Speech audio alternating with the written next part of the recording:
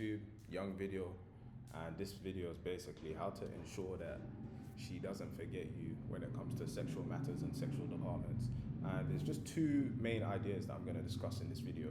So, and for the most part, if you give a woman weak sex, she's easily going to forget you. I've been there when I was a younger man. I've been there, so I get it. Like, if you give her weak sex, like you give it to her, as soon as you enter, you come, and then you can't go again, and it's just embarrassing, or you don't last long, you're a minute man, 2 minute man, of course, she's gonna try and write you off even as a body count. Many women do this. They're not gonna count that nigga as a body count. She's not gonna call you again because you gave her weak submissive sex. So in order for a woman to remember you in general, you just have to give her strong dominant sex. And what does that actually mean? Because many different guys might give strong mediocre sex. So in order to stand out and differentiate yourself, and ideally, I'm assuming this is your ideal situation, you want her to continue to come back, right? You want her to come back. You have to give her an experience that is different to what most of the men are providing. Because all these men out here, most men are going to say, yeah, they're good at knacking, they're good at doing their thing. Look, I don't want to get too much into the details about other men and their sexual experiences, but this is what I know to be true. Because for the most part, if I'm engaging in fornication, a woman's always calling my back. And it's because of a few things. One of them, if you really want to differentiate yourself and all that, unfortunately I don't have it with me and I don't want to get it, but it's in the back, is invest in one of those sex kits. I forgot what they call it now. BDSM. Invest in one of them kits. I've got one in the back. I don't even use it anymore, but like it has whips, has blindfolds, handcuffs. I had one girlfriend way back and she introduced me to all of that handcuff stuff. She liked to be handcuffed, all of these whips, all of these like this, that, this. If a girl comes to the room, you're about to be intimate and you just, you go under your bed, that's some 50 Shades of Grey type shit. That's what they fantasize about type shit. So if you bring something out like that and you're whipping her and you're blindfolding her, handcuffing her, that's dominant sex. And most men aren't doing that for the most part. Most men fuck around in the car, fuck around on the bed, just mediocre, normal positions. Another one just came to my head as I've read this. I've read the Kama Sutra. It's interesting, but I recommend reading the Kama Sutra. It's very interesting. But it's not all about sex. That's what people don't understand. It's not just about sex, but having an understanding of different sexual positions, which that did give me, but you can get that from so many different mediums. So having an understanding of different sexual positions to try, and just coming out of the typical missionary, doggy style, cowgirl, the basics. Those are just the basics. And if you're strong as well, if you can lift a woman up during sex, or you can lift her up, like, if you're demonstrating your strength during sex, you're lifting her up just physically. Maybe you're carrying her from the sofa to the bedroom, carrying her fuck her in different places, fuck her on the countertop. I fucked outside in the woods, fucking her on the table. Like, all of this, again, as I'm saying this stuff, like, but if you can demonstrate your strength, because she might have had a fat nigga before you, or a weak nigga who can actually lift her up. So be strong to fucking be able to lift a woman up.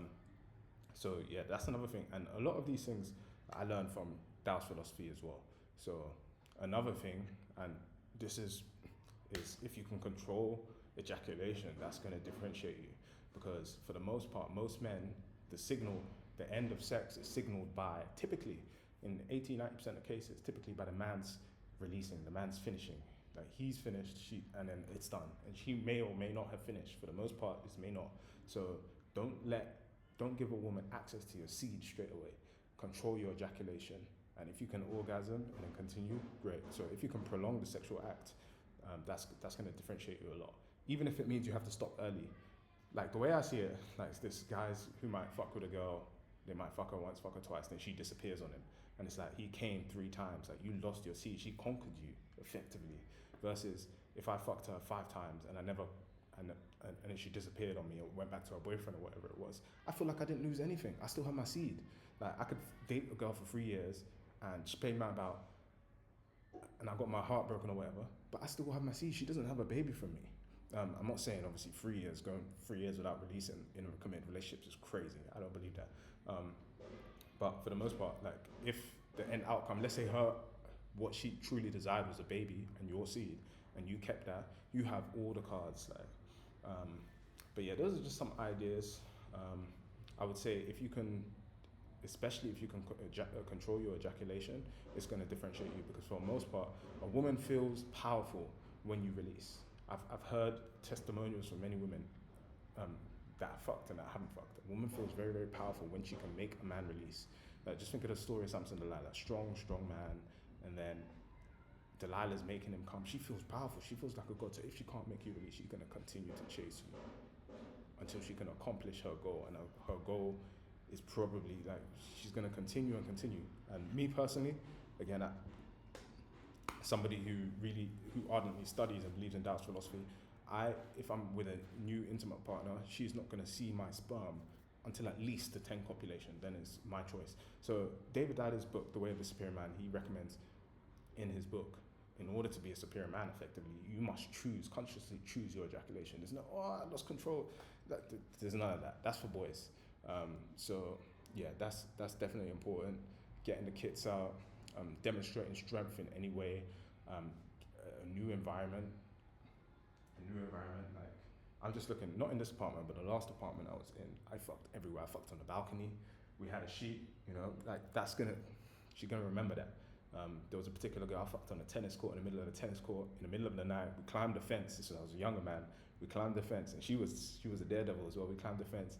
We fucking in the middle of a tennis court, and then next thing you know, we see a flashlight. We hear, oi! Hey, you could only imagine like just everything. Like we heard, oi! Obviously they knew what was going on. There were dogs. I was like, are they gonna let them go? But yeah, we skedaddled out of that bitch for real. But she ain't gonna forget that experience. And if that's your first experience, I remember talking with my friend. He was fucking going on the elevator. It was like a 40. I'm not gonna lie, it sounds like cap when I'm saying it. He said it was like a 40-story elevator, and inside the elevator that was doing the thing. Niggas cap. So I'm not gonna. But yeah, I hope that's provided you some ideas, man. That's the video. Let's go. Let's get it.